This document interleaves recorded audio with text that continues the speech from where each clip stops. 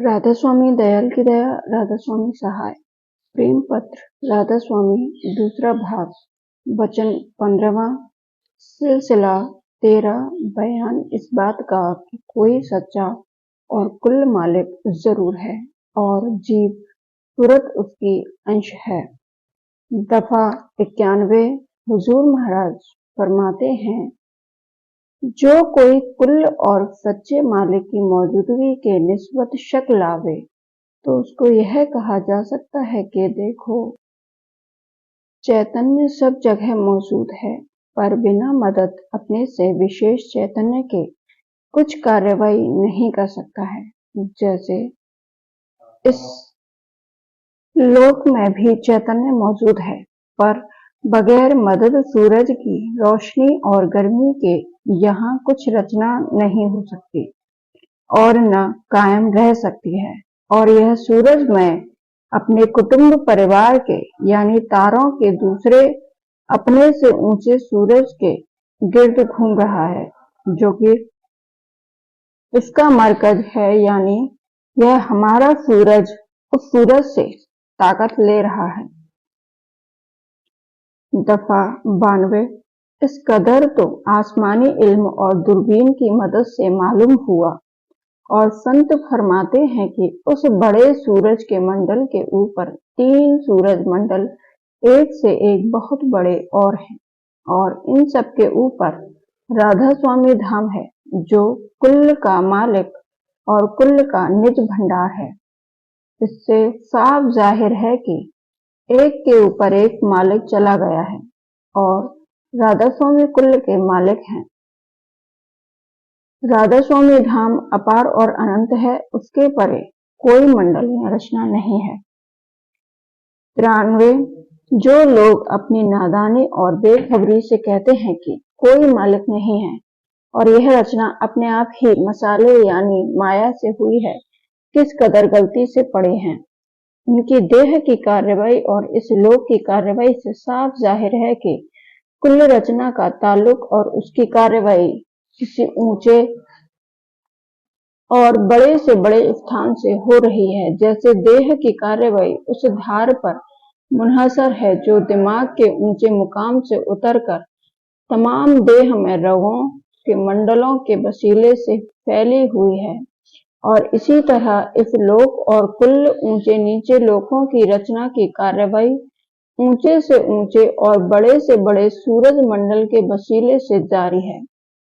और वह मालिक कुल अंतर्जामी और सर्व समर्थ और महाज्ञानी और सबसे भारी बंदोबस्त करने वाला और कुल का पैदा करने वाला और कुल रचना को चैतन्यता देने वाला यानी कुल जानों की जान है, जो उस ऊंचे देश से धार हर एक मंडल में होकर न आवे तो सब रचना का खेल बिगड़ जावे और बंद हो जावे।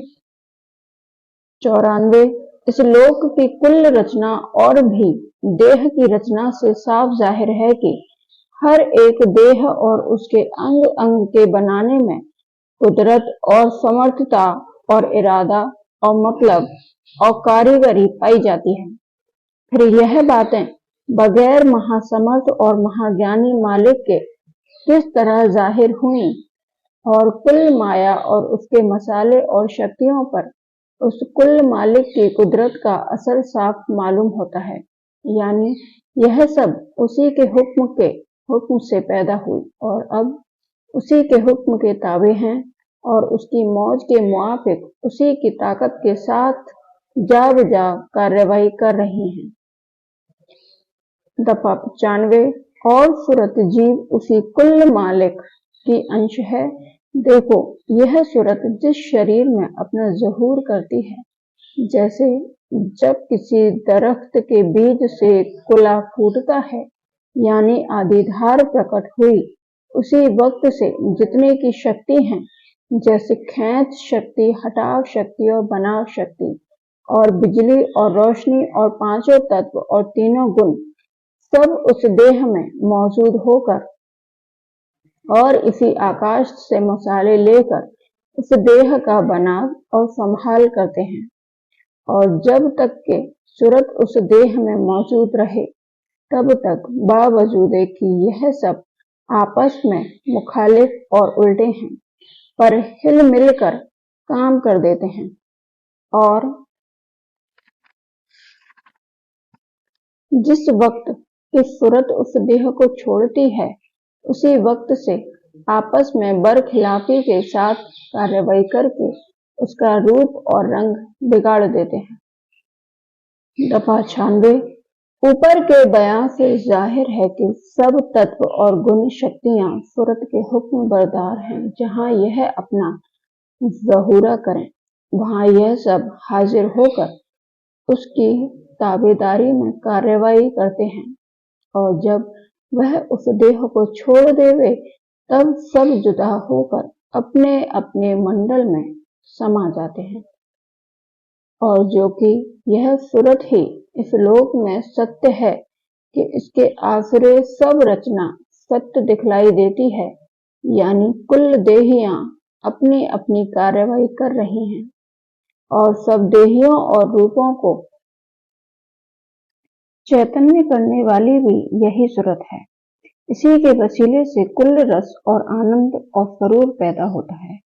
तो अब यह सूरत चित्त सत्य चित्त आनंद स्वरूप हुई, और जो कि यह अमर और अजर है और शब्द इसका ज़हूरा है, तो यह उसी सिंध रूप सत्य चित्त आनंद कुल मालिक की अंश साबित हुई। इसका और उसका गौहर एक ही है। दफा 17। जब यह बात साबित हुई कि कोई कुल मालिक सत्य चित्त आनंद स्वरूप और सर्व समर्थ और सर्व ज्ञानी जरूर मौजूद है, और सूरत जीव उसकी अंश है, तो जब तक कि यह अंश अपने अंशी से यानी बूंद अपने सिंध और किरण अपने सूरज में न पहुंचेगी, तब तक इसको परम आनंद प्राप्त नहीं होगा। और जब तक माया के घेर में रहेगी, तब तक उसके मसाले के गिलाफ इस पर चढ़े रहेंगे, यानी इसको देहियों में बैठकर कार्रवाई करनी पड़ेगी, और उनके साथ दुख सुख और जन्म मरण की तकलीफ सहनी पड़ेगी। 98। इस वास्ते जो इन तकलीफों से बचना चाहे और परम आनंद को प्राप्त होना चाहे, उसको राधा स्वामी मत के मुआफिक अभ्यास करके आहिस्ता आहिस्ता इस माया के देश को छोड़कर अपने निज घर की तरफ जरूर चलना चाहिए, और कुल मालिक की मौजूदगी की निस्बत मन में शक नहीं लाना चाहिए, नहीं तो मरने के बाद बहुत पछताना और शर्माना पड़ेगा, और उस वक्त का अफसोस कुछ फायदा नहीं देगा। सिलसिला 14। नीचे दर्जे के मालिकों और अवतारों और देवताओं की पूजा का बयान और उसका नतीजा। दफा 99।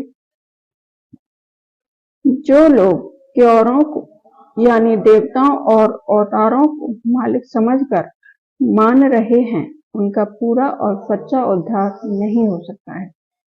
और जो परमेश्वर या ब्रह्मा या खुदा को कुल मालिक समझते हैं, वे भी सच्चे कुल मालिक राधा स्वामी दयाल से बेखबर हैं, और इस वास्ते वे भी माया के घेर से बाहर नहीं जा सकते, और इस सबब से जन्म मरण के चक्कर से नहीं बच सकते, क्योंकि ब्रह्मा और ईश्वर और परमेश्वर या परमात्मा सब सत्य पुरुष राधा स्वामी दयाल की एक एक कला है, और माया के संग मिले हुए हैं, यानी उससे मिलकर रचना की कार्रवाई कर रहे हैं। उनके लोक में जो कोई उनकी भक्ति करके पहुंचेगा, वह बहुत काल के लिए सुखी हो जाएगा, पर जन्म मरण से बचाव नहीं होगा। दफा 100। और जितने अवतार हुए हैं, वे सब ब्रह्मा या विष्णु के हुए हैं, और ब्रह्मा और विष्णु और महादेव यानी तीनों गुण बड़े देवता हैं, और बाकी देवता इनसे उत्पन्न हुए। इस वास्ते जो कोई इनकी भक्ति करेगा, वह इनके लोक में पहुंच सकता है, मगर इनका लोक अमर नहीं है, और न वहां की रचना अमर है।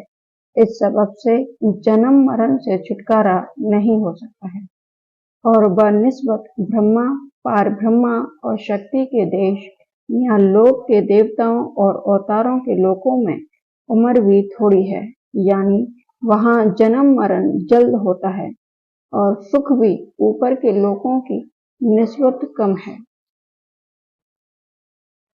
101 इस वास्ते मुनासिब है कि जब कोई परमार्थी काम करना चाहे तब अच्छी तरह से निर्णय करके अपने सच्चे मालिक की पहचान करें और दूसरे की पक्ष छोड़कर सच्चे मालिक की सेवा और भक्ति इख्तियार करे, तब पूरा फायदा होगा, क्योंकि भक्ति भाव सब जगह बराबर और एक सा बरतना पड़ेगा, पर फल यानी फायदे में हर एक के फर्क होगा। दफा 102 और जो कोई असली रूप और धाम अवतारों और देवताओं से बेखबर हैं और सिर्फ उनकी नकल यानी मूर्त की पूजा और भक्ति करते हैं और असल का खोज नहीं करते, वे असल को नहीं पा सकते। इस वास्ते उनको उस कदर सुख भी नहीं मिल सकता जिस कदर के असल के पूजने वालों को मिलता है। इनकी सीढ़ी बहुत नीचे है। राधा स्वामी दयाल की दया, राधा स्वामी सहाय, राधा स्वामी।